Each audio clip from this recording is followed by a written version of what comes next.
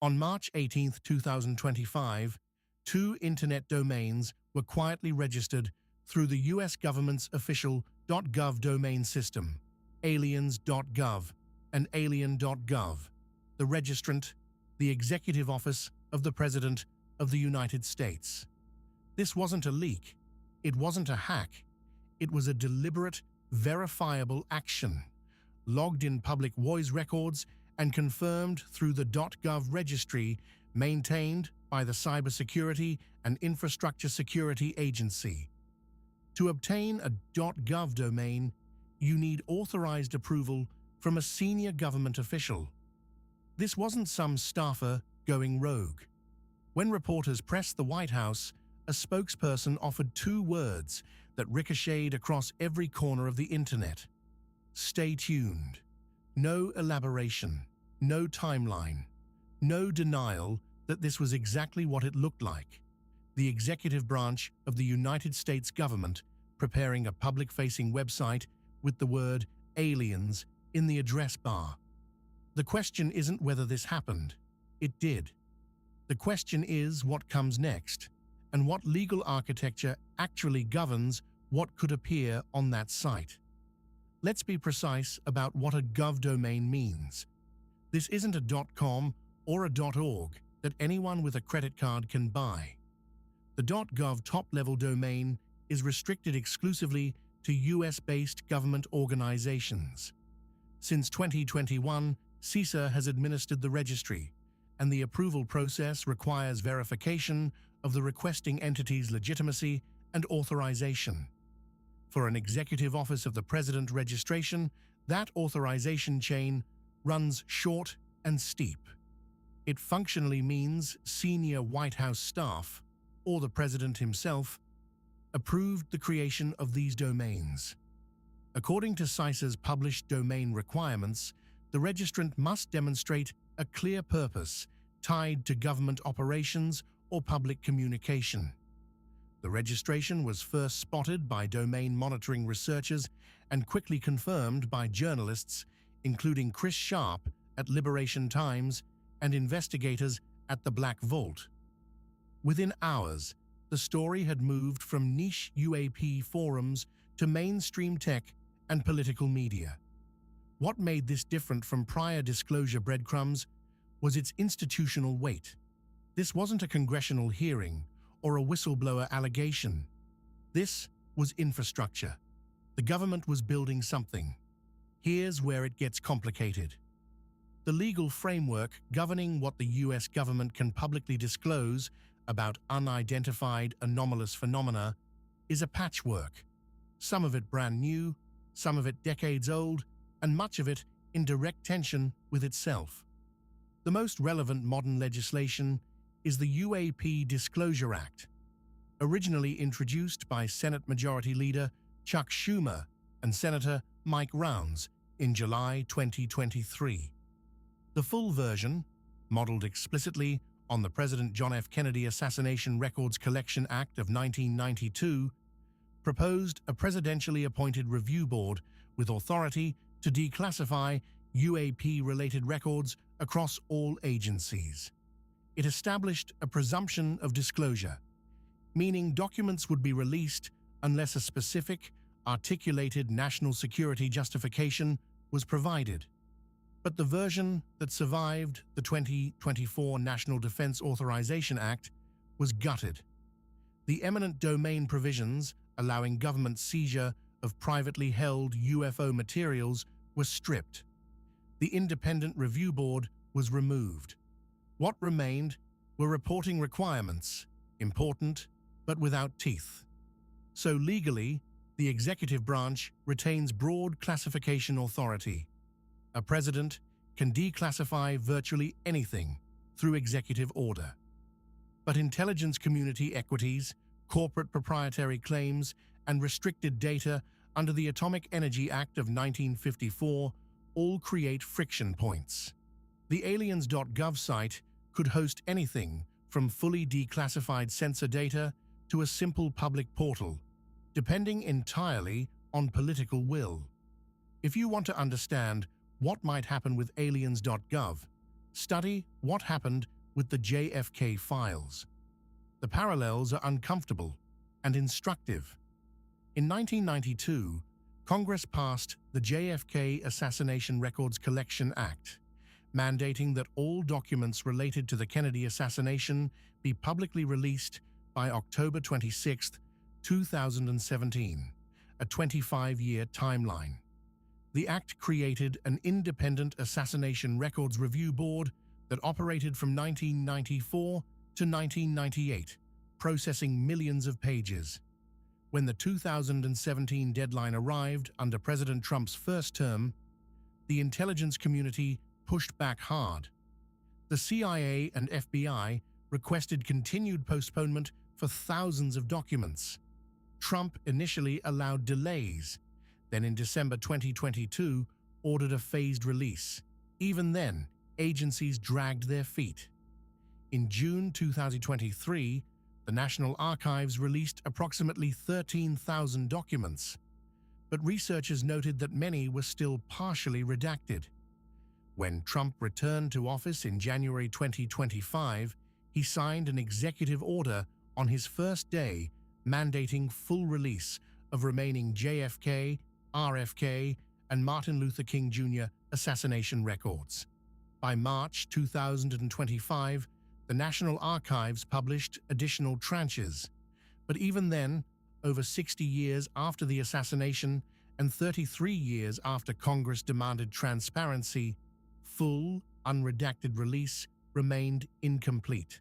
The lesson: mandating disclosure and achieving it are very different things. So what UAP-related material actually exists in government holdings? More than most people realize, and the inventory has been partially mapped thanks to recent congressional action. The All-Domain Anomaly Resolution Office, ARO, established within the Department of Defense in 2022, has been the primary collection point. Its historical record review, published in March 2024 as Volume 1 of a mandated report, catalogued UAP-related programs dating back to 1945. The report controversially concluded that no evidence of extraterrestrial technology had been found, a finding that multiple whistleblowers and some members of Congress publicly disputed. David Grusch, the former intelligence officer who filed complaints through the Intelligence Community Inspector General in 2023, testified before the House Oversight Committee on July 26 of that year that he had provided classified locations, program names, and contractor identities to the Inspector General. According to Grusch, these programs involved the retrieval and analysis of materials of non-human origin. His claims remain unconfirmed publicly, but the Inspector General found his complaint credible and urgent. Beyond ARO, relevant records likely span the CIA's historical UFO files, partially released through FOIA, the Department of Energy's nuclear site incursion reports, the National Reconnaissance Office's satellite sensor data, and classified technical analyses held by defense contractors operating under special access programs. Any of these could theoretically appear on Aliens.gov. The question is which and how much. The political landscape around UAP disclosure in 2025 is genuinely bipartisan and genuinely unusual. Representatives Tim Burchett, Anna Paulina Luna, and Jared Moskowitz have been relentless in pushing for hearings and transparency. On the Senate side, Marco Rubio, now Director of National Intelligence as of January 2025, had previously stated that first-hand witnesses with security clearances had come forward with claims he found credible. That's worth pausing on. The person now overseeing the entire U.S. intelligence community previously went on record saying UAP whistleblowers were credible. Meanwhile, the Trump administration has shown a pattern of leveraging disclosure as political spectacle. The JFK files, the Epstein files, and now, potentially, UAP records. Critics argue this is strategic distraction. Supporters counter that the mechanism matters less than the outcome, and if political incentive drives genuine transparency, the public benefits regardless. Lou Elizondo, the former head of the Pentagon's Advanced Aerospace Threat Identification Program, published his memoir, Imminent, in August 2024, detailing his claims about recovered materials and biological evidence. While the Pentagon has neither confirmed nor denied his specific allegations, his security review process, meaning the Department of Defense approved the book for public release, itself suggests the boundaries of what's considered classified are shifting. Let's game out the realistic possibilities. At the conservative end, Aliens.gov becomes a centralized public portal, a landing page aggregating existing UAP reports, linking to RO's published findings, and providing a mechanism for public FOIA requests. Useful, not revolutionary. A more ambitious version might serve as the release platform for a new tranche of declassified UAP records, sensor data, imagery, program histories, timed to a political announcement. This would echo the National Archives' approach to the JFK files, where a dedicated online reading room hosts searchable document collections. The most aggressive possibility, and the least likely, based on historical precedent, would be a comprehensive disclosure event. New evidence, new admissions, material that fundamentally changes the public understanding of the phenomenon. The stay tuned framing suggests the White House wants attention on this. They're not burying it.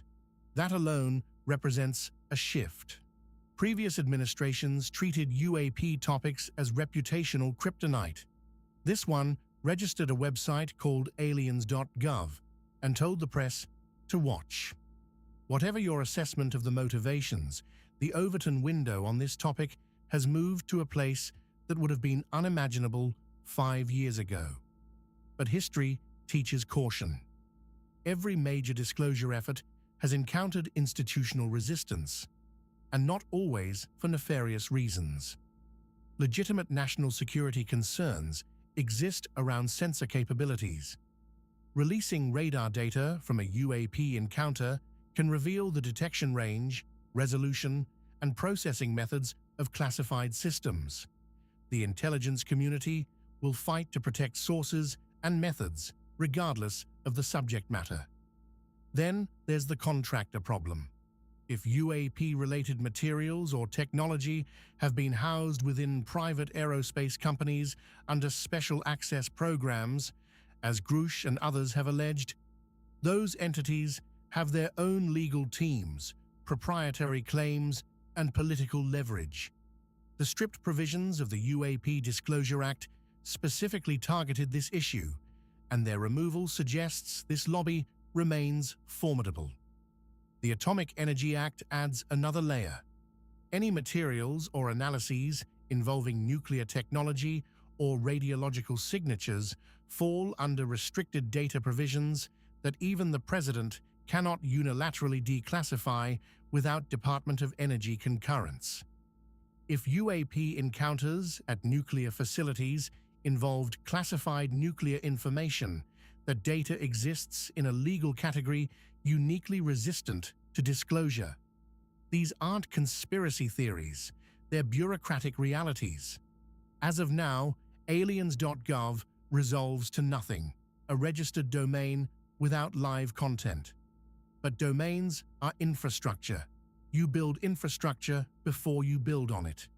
The coming months will reveal whether this was a serious institutional commitment or a fleeting media play. Key indicators to watch. Does the site go live before any scheduled congressional hearings? Does it coincide with an executive order on UAP transparency? Does the content match or exceed what's already publicly available?